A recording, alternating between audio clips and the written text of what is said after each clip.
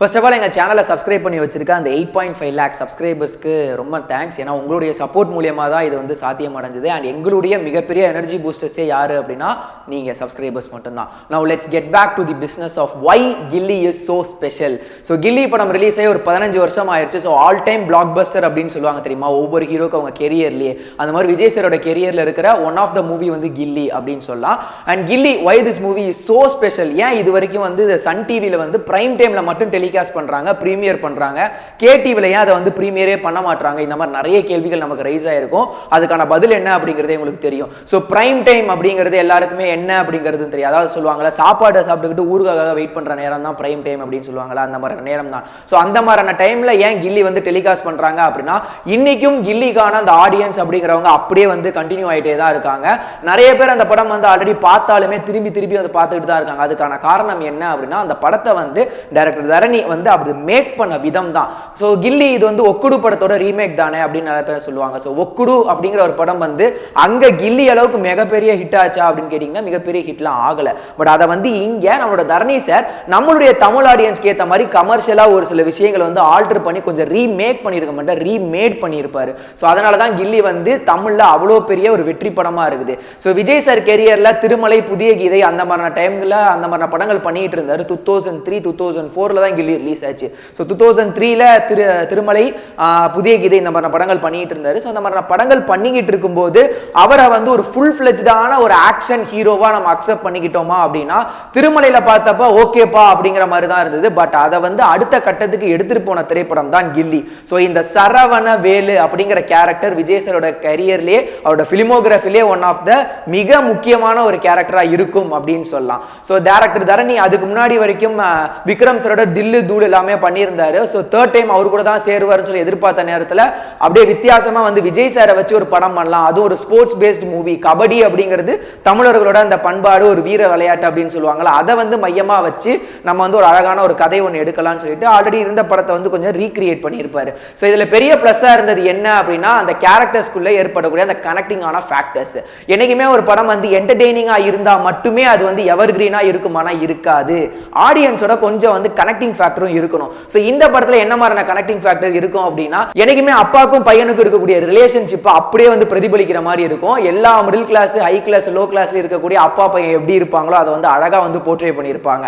அடுத்தது வந்து அம்மா பையன் ரிலேஷன்ஷிப். என்னதான் அம்மா வந்து அப்பா கிட்ட நமக்கு விட்டு கொடுக்காம துட்டு கொடுத்தாலும் ஒரு முக்கியமான சூழ்நிலை வரும்போது என்னப்பா இப்பெல்லாம் பண்ற அப்படிங்கிற கேள்வி கேட்கிற அம்மாவை தான் பார்த்துருவோம். பட் இந்த படத்துல முழுக்க முழுக்க தன்னுடைய பையனுக்கு வந்து மிகப்பெரிய சப்போர்ட்டிவா இருப்பாங்க. அடுத்து தங்கச்சி புவனா அப்படிங்கிற கேரக்டர், ரொம்ப தேங்க்ஸ் பூவி அப்படின்னு சொல்லுவார்ல. ஸோ புவனா அண்ணன் தங்கச்சி கேரக்டர் என்னைக்குமே வந்து கேட் அண்ட் மவுஸ் மாதிரி தான். அவங்களுக்கு எப்பவுமே சண்டை சச்சர் இருந்துகிட்டே இருக்கும். ஆனா இக்கட்டான சூழ்நிலை இல்ல மிக முக்கியமான சூழ்நிலை அப்படின்னா அவங்க தான் நமக்கு வந்து ஒரு மிகப்பெரிய ஒரு சப்போர்ட்டிங் பில்லராகவே இருப்பாங்க. அதையும் இந்த படத்துல வந்து காட்டியிருப்பாங்க. இது எல்லாத்துக்கும் மேல அந்த பிரகாஷ்ராஜ் சாரோட அந்த கேரக்டர் டிசைன். இது வரைக்கும் வில்லன் அப்படின்னா அந்த காலத்துல எல்லாருமே பார்த்தது வந்து மன்சூர் அலிகான் வந்து சொல்லிட்டு கண்ணை வந்து சோப்பா வச்சுட்டு வந்து அடிப்பாரு. பொன்னம்பலம் வேற மாதிரி ஒரு டைமென்ஷன்ல இருப்பாரு. ஆனந்தராஜ் சாரோட வில்லனிசமே வேற மாதிரி இருக்கும். ஸோ பிரகாஷ்ராஜ் சார் வில்லனா என்னதான் தெரிஞ்சாலும் இந்த படம் தான் அவரை வில்லனை வந்து அடுத்த பரிமாணத்துக்கு எடுத்துட்டு போச்சு. ஏன்னா ஹாய் சலோ ஐ லவ் யூ அப்படின்னு சொல்லிட்டு கொஞ்சம் ஒரு காமிக்கலான ஒரு வில்லனிசத்தை வந்து ரொம்ப அழகா வந்து ஒரு பேட்ரே பண்ணியிருப்பாரு. அதுலயும் வந்து அது ஒரு மீட்டர்ல வந்து மெயின்டைன் பண்ணியிருப்பாரு. ஸோ அது வந்து மெயின்டைன் பண்றது அப்படிங்கிறது ஒரு சாதாரணமான விஷயமே இல்லை. ஆக்சுவலா அந்த மாதிரியான டைம்ல இந்த மாதிரி புதுசா ஏதாவது ட்ரை பண்றாங்க அப்படின்னா இல்ல வேணாம் அப்படிதான் சொல்லுவாங்க. பட் தரணி சார் வந்து அதை அக்செப்ட் பண்ணதே வந்து பாத்தீங்க அப்படின்னா மிகப்பெரிய ஒரு விஷயமா தான் இருந்தது. அடுத்தது சினிமாட்டோகிராஃபி. ஸோ கோபிநாத் அவர்களுடைய சினிமாட்டோகிராஃபி எப்படி இருந்தது அப்படின்னா, விஜய் சாரை எப்படியெல்லாம் மாசா காட்டலாம், எந்த ஆங்கிள் ப்ரொஜெக்ட் பண்ணா ஆடியன்ஸ் வந்து கை தட்டி விசில் அடிச்சு செம்மையா என்ஜாய் பண்ணுவாங்க அப்படிங்கிறத முழுக்க முழுக்க நோட் பண்ணி அதுக்கேற்ற மாதிரி ஒர்க் பண்ணியிருப்பாரு. ஃபார் எக்ஸாம்பிள் சொன்னா அப்படின்னா, அந்த கிளைமேக்ஸ்ல வந்து அந்த விஜய் சார் வந்து அந்த கை கால் எல்லாத்தையும் இப்படி ரெடி பண்ணுவார் தெரியுமா. ஆக்சுவலா அந்த பிரகாஷ்ராஜ் சார் அட்டாக் பண்ணதுக்கு அப்புறம் அதை ரெடி பண்ணிட்டு பார்த்ததுக்கு அப்புறம் ஒரு கேமரா ஒரு ஆங்கிள் காட்டுவாங்க. கீழேந்து காட்டிட்டு இப்படியே மேலே போயிட்டு ரொட்டேட் பண்ணி திருப்பி கீழே இறங்கி அப்புறம் ஃபேஸ் கிட்ட காட்டுவாங்க. அதுக்கப்புறம் தான் விஜய் சார் வந்து கழுத்தை திருப்பி வாடா அப்படிங்கிற மாதிரியான சீன் இருக்கும். பிரகாஷ்ராஜ் சார் அப்படிதான். முக்கியமா வந்து அந்த மதுரை மீனாட்சி அம்மன் டெம்பிள் விஜய் சார் நிற்பாங்க. கீழே லோ ஆங்கிள் இருந்து ஒரு ஷாட் ஒன்று எடுத்திருப்பாரு, செம்மையா இருக்கும். அதுக்கப்புறம் முத்துப்பாண்டி அடிச்சதுக்கு அப்புறம் டயலாக் ஒன்று சொல்லுவாங்கல்ல, முத்துப்பாண்டியவே அடிச்சிட்டானா கண்டிப்பா மதுரைக்காரனா இருக்க மாட்டான்டா அப்படின்னு சொல்லிட்டு அந்த இடத்துல ஒரு மிட் வைட்ல வந்து ஒரு ஷாட் ஒன்று வச்சிருப்பாரு. வச்சிருப்பாரு 2 பேர் நிக்கிற மாதிரி, அது வந்து செம்மையா இருக்கும். ஸோ இந்த மாதிரி நிறைய ஷார்ட்ஸ் விஜய் சாரை ஒரு ஆக்ஷன் ஹீரோவா எப்படியெல்லாம் ப்ரொஜெக்ட் பண்ணி காட்டினா ஆடியன்ஸ் என்ஜாய் பண்ணுவாங்க அப்படிங்கிறத நோட் பண்ணி வந்து இது பண்ணியிருப்பாரு. அதுக்கப்புறம் லொகேஷன்ஸ் எல்லாமே நம்மளே பார்த்துருவோம். முக்கியமா அந்த வீடு வந்து பாத்தீங்க அப்படின்னா எல்லாருக்கும் செம்மையா பிடிச்சிருந்தது. ஏன்னா வீடு இருக்கும், மேல வந்து ஒரு ஷெல்டர் மாதிரி இருக்கும், அதை ஓப்பன் பண்ணி ஃப்ரெண்ட்ஸ் வந்து பேசிக்குவாங்க. விஜய் சார் வீட்டுக்குள்ள டைரக்டா வர மாட்டார், அப்படி கூச்சி தான் வருவார், நாங்கெல்லாம் சூப்பர் மேன் அப்படின்னு சொல்றது. இந்த மாதிரியான விஷயங்கள் எல்லாமே வந்து பாத்தீங்க அப்படின்னா ஆடியன்ஸ் வந்து ரொம்ப கவர்ற மாதிரி இருந்தது. அதுக்கு அடுத்தபடியா வந்து எடிட்டிங். இந்த படம் ஒரு 2 hour 50 minutes இருக்கும், கண்டிப்பா கொஞ்சம் மேலேயே தான் எடுத்திருப்பாங்க. அதை வந்து 2 hour 50 minutes எந்த விதமான லாகுமே இல்லாம ஆடியன்ஸ்க்கு எங்கேயுமே வந்து இந்த படத்தோட அந்த கவனம் செதறாம இன்ட்ரெஸ்ட் குறையாம ஒரு எங்கேஜிங்கான ஸ்கிரீன் பிளேக்கு ஏற்ற மாதிரி ப்ராப்பரான கட்ஸ் வந்து நம்மளோட விடி விஜயன் சார் வந்து கொடுத்திருப்பாரு. படத்தினுடைய வசனங்களும் வந்து பாத்தீங்க அப்படின்னா கொஞ்சம் தாறுமாறாவே இருக்கும்னு சொல்லலாம். ஏன்னா அந்த காலத்துல ஒரு படம் அப்படின்னா பஞ்ச் டயலாக் இல்லாம ரிலீஸ் ஆகவே ஆகாது. ஸோ இதுல விஜய் சாருக்கு அவர் வந்து ஆக்ஷன் ஹீரோவா கொஞ்சம் கொஞ்சமா தான் வளர்ந்துகிட்டு இருக்காரு அப்படிங்கறனால அதுக்கேற்ற மாதிரியான டயலாக்ஸ் எல்லாமே அங்க வந்து பரதன் வந்து ரைட் பண்ணியிருப்பாரு.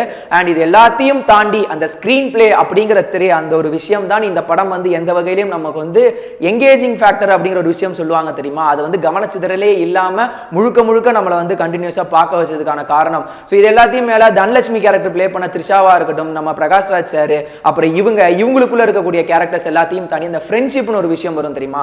தாமு சாருக்கு ரெட்டச்சடை போட்டுட்டு ஓட்டேரி நரிங்கிற கேரக்டர் கொடுக்கறதா இருக்கட்டும், ஆதிவாசிங்கிற கேரக்டர் ஆதிவாசி அப்படிங்கிற கேரக்டரா இருக்கட்டும், விமல் கூட அந்த படத்தை நடிச்சிருப்பாரு, நாகேந்திர பிரசாத் வந்து ஒரு ஃப்ரெண்ட் ரோல் பிளே பண்ணியிருப்பாரு. ஸோ இந்த மாதிரி நிறைய கேரக்டர்ஸ் யாருக்கு என்னென்ன மாதிரியான டைமென்ஷன்ல என்ன மாதிரி கேரக்டர் டிசைன் பண்ணா அவங்களால ஈஸியா போர்ட்ரே பண்ண முடியுங்கிறத அனலைஸ் பண்ணி அவங்களுக்கு ஏற்ற மாதிரியான கேரக்டர்ஸ் அழகா கொடுத்து ஈக்குவலான ஸ்கிரீன் ஸ்பேஸ் ஷேர் பண்ண வச்சு ரொம்ப சூப்பரா அந்த படத்தை வந்து மேக் பண்ணியிருப்பாங்க. ஸோ மேக்கிங் வைஸ்ல இந்த படம் வந்து ரொம்ப கிராண்டா ரொம்ப அழகாவே இருந்தது. அண்ட் அந்த காலகட்டத்தில் இது வந்து 2004 ரிலீஸ் ஆச்சு, 2003 ஒக்குடு, இது 2004 ரிலீஸ் ஆச்சு.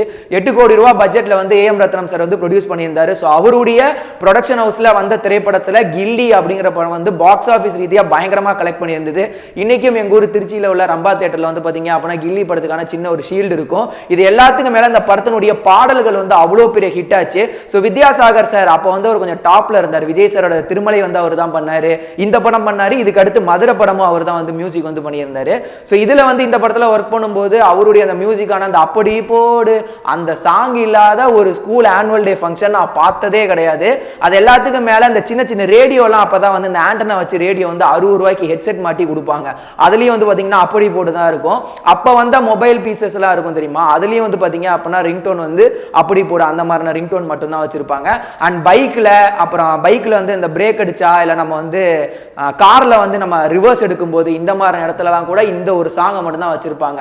ஸோ இந்த வைதிஸ் கொலவெரிடி அப்படிங்கிற சாங்குக்கு முன்னாடி மிகப்பெரிய வைரல் ஹிட் ஆனது. அப்பெல்லாம் இணையதளம் இந்த அளவுக்கு பாப்புலரே கிடையாது. அப்பவே வந்து பாத்தீங்க அப்படின்னா இந்த அப்படி போடு அப்படிங்கிற ஒரு சாங் தான். ஸோ இந்த மாதிரி பல ஃபேக்டர்ஸ் எல்லாமே ஒன்று சேர்ந்து தான் இன்னைக்கும் கில்லியை வந்து பாத்தீங்க அப்படின்னா எவர் கிரீனா வச்சுக்கிட்டே இருக்கு. ஸோ விஜய் சாரோட கெரியர்ல one of the all time blockbuster அவரோட ஆரம்ப புள்ளியா இருந்தது அப்படின்னு கூட சொல்லலாம். ஸோ உங்களுக்கு கில்லி படத்துல ரொம்ப ஃபேவரட்டான விஷயங்கள்லாம் என்ன, நான் வந்து பெருசாலாம் நோட் பண்ணல, பட் இருந்தாலும் நீங்க வந்து இன்னும் கொஞ்சம் நுணுக்கமா நோட் பண்ணியிருப்பீங்கிறதுல எந்த விதமான மாற்று கருத்தும் கிடையாது. ஸோ நீங்க நோட் பண்ணது நான் நோட் பண்ணாத விஷயங்கள் எதுவா இருந்தது அப்படின்னா அந்த இன்ட்ரெஸ்டிங்கான விஷயத்த கீழே உள்ள கமெண்ட் செக்ஷன்ல எங்க கூட ஷேர் பண்ணிக்கங்க.